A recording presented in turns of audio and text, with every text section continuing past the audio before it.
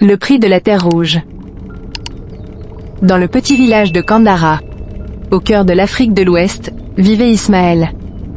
Un jeune homme de 22 ans, frêle comme un rognier secoué par l'harmattan. Sa vie était un combat perpétuel, la faim, la poussière, la survie. RDV 222 TV. Mais au-delà de tout cela, il portait un fardeau plus lourd encore. Sa mère. Amma souffrait d'une maladie rare qui la clouait au lit et la consumait un peu plus chaque jour. Les guérisseurs traditionnels avaient tenté potions et incantations. Les médecins de la grande ville demandaient des sommes qui dépassaient l'imaginable. La souffrance de sa mère résonnait dans chaque respiration, chaque gémissement, chaque nuit sans sommeil.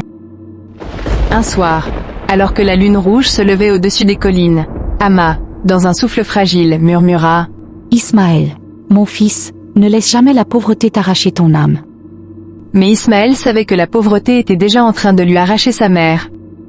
Désemparé, il se rendit chez le vieux griot Mambé, gardien des traditions et des récits que personne n'osait évoquer.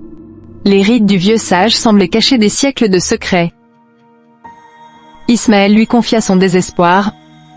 Mambé ferma les yeux, soupira longuement. Puis raconta l'histoire interdite du pacte du baobab noir, un rituel ancien, disparu des mémoires. Brisé par la peur qu'il inspirait. On disait qu'un esprit ténébreux nommé Sakpata pouvait offrir fortune, puissance, santé, en échange d'une part d'âme et d'un sacrifice au bout de 10 ans. La récompense, 500 millions de dollars. Le prix, incommensurable. Ce pacte n'est pas une aide, c'est un piège Ismaël.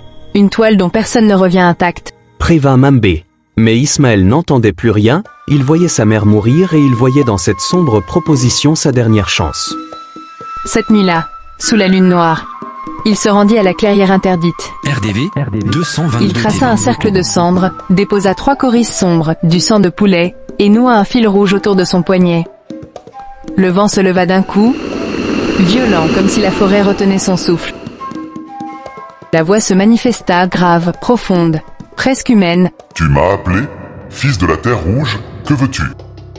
Ismaël trembla mais répondit. Je veux sauver ma mère. Donne-moi ce qu'il faut. Point, une lumière noire, comme une fumée solide, l'enveloppa. Quand elle se dissipa, un coffre colossal se dressait devant lui. Rempli d'or, de diamants, de billets, exactement 500 millions. Sur son poignet, un symbole brûlant, incrusté dans la peau, le sceau du pacte. Grâce à l'argent, il transporta sa mère en clinique privée. Elle fut soignée, opérée, nourrie. Elle reprit des couleurs. Elle pleura dans les bras de son fils. Que Dieu te bénisse, Ismaël. Tu nous as sauvés. Mais Ismaël détourna le regard, incapable de lui dire la vérité. Il bâtit des écoles, des maisons, des forages. Il devint en quelques mois l'homme le plus influent du pays. Politique, homme d'affaires, chef traditionnel. Tous voulaient être proches de lui. Mais chaque nuit, le symbole sur son poignet brûlait davantage. Et la voix de Sakpata revenait. Ce que je donne est toujours payé en sang. À ses 30 ans, Ismaël sentit le vent tourner. Sa fortune, si solide en apparence, RDV commença à s'effriter. 222 TV. Ses proches tombèrent malades sans raison, ses associés se retournèrent contre lui. Des accusations inventées surgirent, ses comptes furent gelés. Son empire s'effondra en quelques semaines, comme un château de sable sous une pluie violente. Un soir, dans une cellule froide et sale où il avait été jeté, les lumières s'éteignirent soudainement. Une silhouette se forma dans l'obscurité. Le temps est venu. Ismaël hurla, effondré. J'ai sauvé ma mère, j'ai aidé mon peuple, j'ai fait le bien. L'esprit répondit. Tu n'as pas compris, on ne construit pas la lumière avec les ténèbres. Tout choix a un prix. Pouah. Puis tout s'évanouit. Ismaël se réveilla dans la clairière du baobab noir, seul face à Sakpata. Reprends tout, rends-moi ma liberté. Supplia-t-il. L'esprit sourit. La liberté ne s'offre pas, elle se forge. Tu as voulu acheter ce que seule la patience et l'effort peuvent donner. Pouah.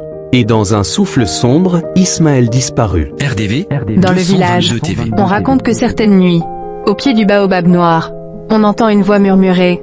Ne vends jamais ton âme pour ce que la vie peut t'offrir avec patience. Amma, brisé par la disparition inexplicable de son fils, consacra le reste de sa vie à enseigner aux enfants du village la valeur de l'effort et de l'honnêteté, racontant l'histoire de celui qui avait voulu sauver par amour, mais qui s'était perdu dans l'ombre. Conclusion. Cette histoire nous rappelle que la souffrance pousse parfois vers des décisions extrêmes, mais que tout raccourci, surtout lorsqu'il vient de l'obscurité, mène inévitablement à la destruction. Ismaël voulait sauver la personne qu'il aimait le plus. Pourtant, c'est son âme et son avenir qu'il a sacrifié. L'amour a guidé son geste, mais la facilité l'a condamné.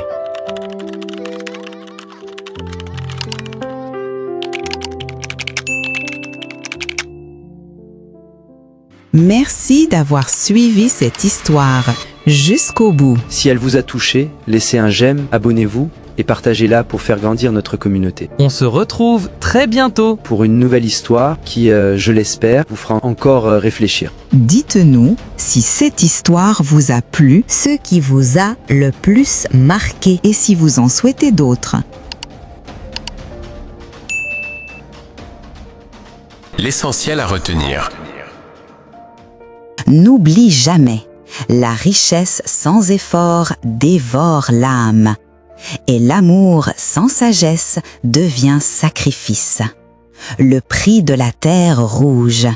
L'histoire continue. RDV 222 TV.